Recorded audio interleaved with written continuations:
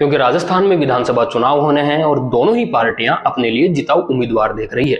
तो आज हम आपको बताते हैं जिताऊ उम्मीदवार बनाने का एक बहुत ही कामयाब नुस्खा।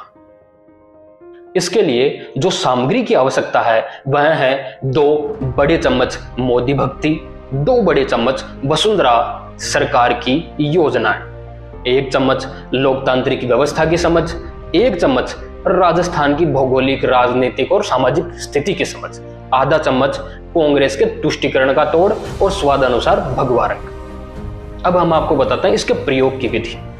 देखिए, पहले तो आप 2 बड़े चम्मच मोदी भक्ति और वसुंधरा सरकार की योजनाएं लेकर उन्हें गाढ़ा गूंथ लीजिए।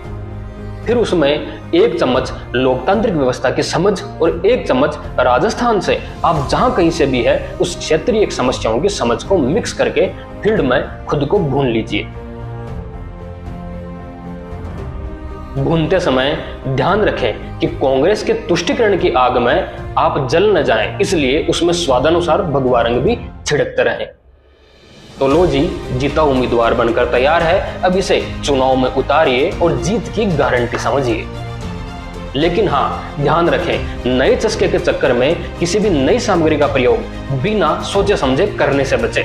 जीता उम्मीदवार बनने के लिए जितनी केंद्र सरकार की योजनाएं और मोदी जरूरी है, उतनी ही गत भाजपा सरकार की योजनाएं और वसुंधरा राज्य जरूरी है।